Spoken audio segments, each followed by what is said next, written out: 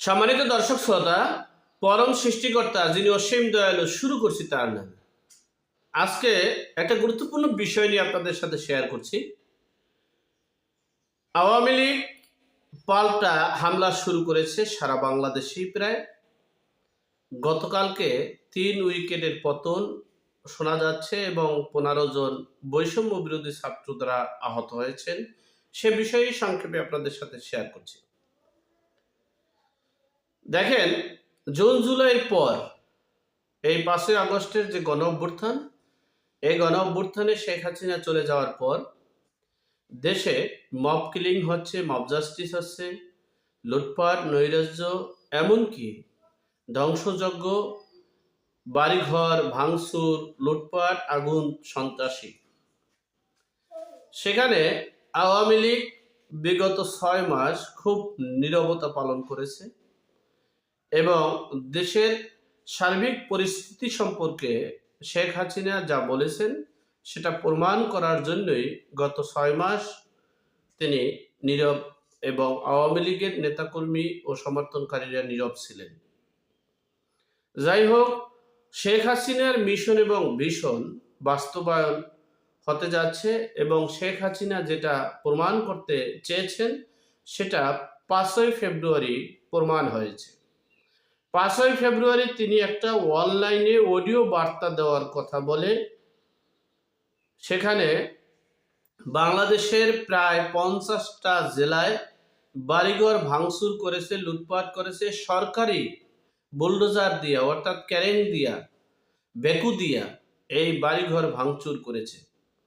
সেখানে সেনাবাহিনী সহ আইন শৃঙ্খলা রক্ষাকারী বাহিনী এই দেশের সম্পদকে রক্ষা করতে পারেনি। তারা আরো অবজারভেশন করে জরিপ করে আসছে যে তাদের উপরে, বৈষম্য বিরোধী ছাত্রদের উপরে বা সমন্বয়কারীদের উপরে যাতে হামলা মামলা না হয় সেজন্য তারা একটা জরিপ করে এসেছেন। এমনটাই বিচার বিশ্লেষকরা আলোচনা করেছেন, বিশ্লেষণ করেছেন, মতামত দিয়েছেন এবং আন্তর্জাতিক মহলও মতামত দিয়েছেন। যাই হোক, সেখানে আপনারা শুনেছেন যে আগস্ট, সেপ্টেম্বর, অক্টোবরে গোপালগঞ্জে এই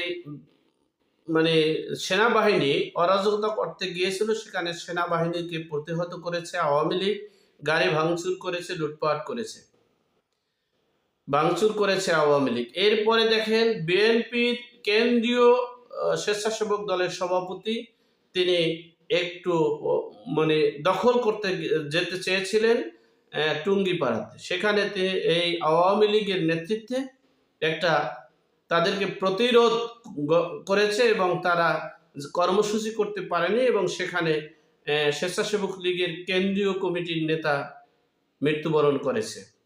অর্থাৎ গোপালগঞ্জ এর সাথে সাথেই পাবনা জেলায়ও তারা প্রতিরোধ গড়ে তুলেছে এবং সেখানেও আওয়ামী লীগরা ঘুরে দাঁড়িয়ে পাল্টা হামলা মামলা করতেছে বিভিন্ন অঞ্চলে।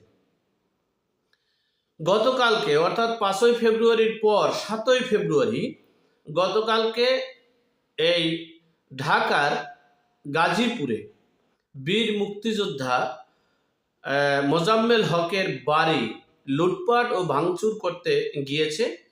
সেই ভাঙচুরের সময় এই এলাকাবাসী মাইকিং করে এরপরে এই লুটপাটকারীদের উত্তম মাধ্যম দিয়েছে এবং 3 জন খুব গুরুতর অবস্থা আইসিইউতে আছেন। হয়তোবা তাদের জন্য দোয়া করি তারা যেন সুস্থ হয়, অনাকাঙ্ক্ষিত ঘটনা যাতে না ঘটে। আর বাকি 15 জন হাসপাতালে ভর্তি আছেন বৈষম্য বিরোধী ছাত্র সমন্বয়কারীরা। বিবৃতিতে দেখলাম হাসনাত আব্দুল্লাহ সার্জিস বলেছেন ওখানে একটা শ্রেণী লুটপাট করতে গিয়েছিল বিদেয়ী বৈষম্য বিরোধী ছাত্ররা সেটাকে ঠেকানোর জন্য গিয়েছে। আচ্ছা, বৈষম্য বিরোধী ছাত্ররা ঠেকানোর কে? তারা কি র্যাব? তারা কি সেনাবাহিনী? তারা কি পুলিশ? তারা গিয়েছে। তাহলে বাংলাদেশে যে 50 থেকে 60টা জেলায় যে বাড়িঘর লুটপাট করেছে, ভাঙচুর করেছে, ধ্বংস করেছে, তা করেছে কারা? তা করেছে কারা?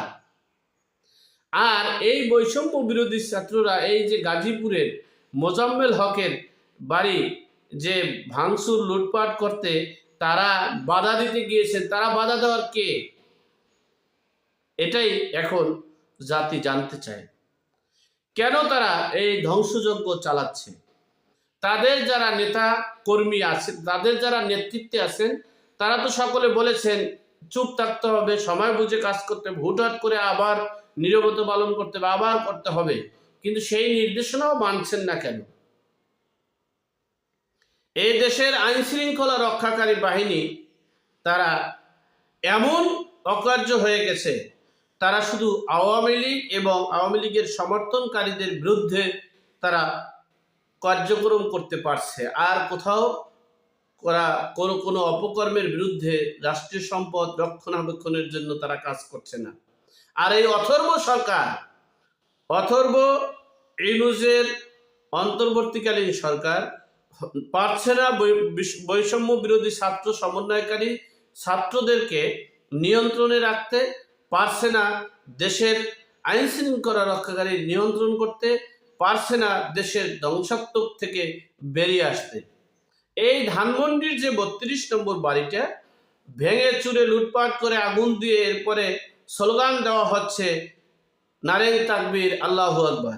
এতে বিশ্বের এমন কোনো মিডিয়া নাই যে মিডিয়ায় এটা প্রচার করেনি, এবং এই দেশে যে তালেবানি রাষ্ট্র কায়েম করতে যাচ্ছে, জঙ্গি রাষ্ট্র কায়েম করতে যাচ্ছে, সেটা ধানমন্ডির ৩২ নম্বর সহ 50টা জেলা নেতাকর্মীদের বাড়িঘর ভেঙে চুরমার করে দিয়েছে, সেটাই প্রমাণ করেছে।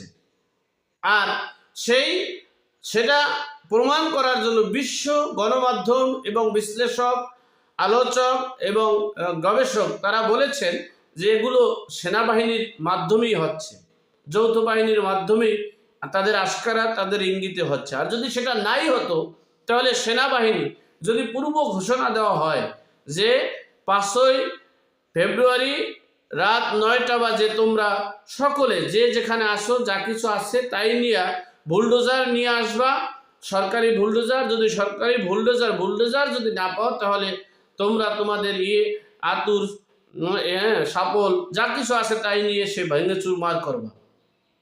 এই উস্কানি দিয়ে এই আদেশ দিয়েছে, বিশ্ববাসী সেই আদেশও শুনছে এবং বাংলাদেশের সকল মিডিয়ায় সেটা প্রচার করেছে। কিন্তু বাংলাদেশ রক্ষাকারী বাহিনী, সেনাবাহিনী তারা কি করেছেন? এরপরে বাংলাদেশের যে 50টা জেলার এই যে বাড়িঘরগুলো ভাঙচুর করেছে, তারা কি করেছে? এরপরে গতকালকে রাতে দেখলাম একটা স্ট্যাটাস দিয়েছে যে এই গাজীপুর নাকি আবার নতুন করে তারা দখল করবে। এবারই আওয়ামী লীগের নাকি ওখানে শেষ ফয়সালা করে আসবে। সেখানে বাংলাদেশের সেনাবাহিনী সহ সকল বাহিনী প্লাস আইন শৃঙ্খলা রক্ষাকারী বাহিনী সহ সরকারের কি ভূমিকা আছে?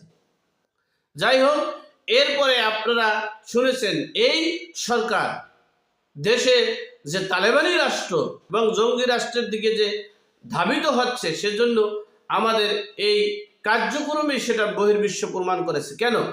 আমরা বিপ্লবী সন্তান যারা, বিপ্লবী ছাত্র সংগঠন করা হবে, ছাত্র সংগঠনের নেতৃত্বে দেশের সার্বিক পরিস্থিতি নিয়ন্ত্রণ করবে, সরকার গঠন করবে। তোমরা সেই পরিকল্পনায় হাঁটো। তোমরা কেন উগ্রবাদী করে দেশের সম্পদ, রাষ্ট্রীয় সম্পদ, দেশের জনগণের জানমাল নিরাপত্তাহীনতার দিকে ধাবিত করেছ? সরকার এমনভাবে ব্যর্থ হয়েছে, তারা মনে হচ্ছে যে এই উগ্রপন্থীদের হাতে জিম্মি, এবং আইন শৃঙ্খলা রক্ষাকারী বাহিনীও উগ্রপন্থীদের হাতে জিম্মি, এমনটাই আলোচনা বিশ্লেষণ করেছে বিশ্ববাসী, বিশ্ব মিডিয়া, বিশ্বখ্যাত মিডিয়াগুলো। যাই হোক, সর্বোপরি কথা হচ্ছে এই ব্যর্থ সরকার, এই অথর্ব সরকার, এই সমন্বয়কারী এবং বৈষম্য বিরোধী এই উগ্রপন্থীদের মনোভাবের কারণে আমরা সেই পূর্বের দিকে মনে হয়, আমরা সেই একনায়কতন্ত্রের দিকে মনে হয়, আমরা সেই পরিবারতন্ত্রের দিকে মনে হয়, আমরা সেই আওয়ামী লীগের দিকেই মনে হয় ধাবিত হচ্ছি। বিশ্ববাসী সহ সকল রাষ্ট্রগুলো প্রেসার দিচ্ছে। আবার এই অথর্ব সরকার আবার বলছে যে শেখ পরিবারের বা কোনো বাড়িঘর ভাঙচুর করবেন না, সেটা আবার মিডিয়ায় বলেছে। জানি না বাংলাদেশের কি অবস্থা, কোথায় গিয়ে দাঁড়িয়েছে। আমরা কি তাহলে সেই আওয়ামী লীগের নেতৃত্বই ফিরে পেতে যাচ্ছি, নাকি আমরা দেশে একটা পরিবর্তনের মাধ্যমে দেশের আমরা এই আওয়ামী লীগ বিএনপির কবল থেকে বাঁচতে পারছি, সেটাই এখন বিষয়।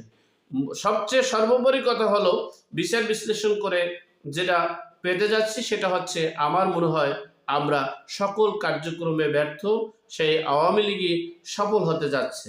আল্লাহ আমাদের সকলকে সঠিক জ্ঞান দান করার তৌফিক দান করুক, আমিন। আসসালামু আলাইকুম।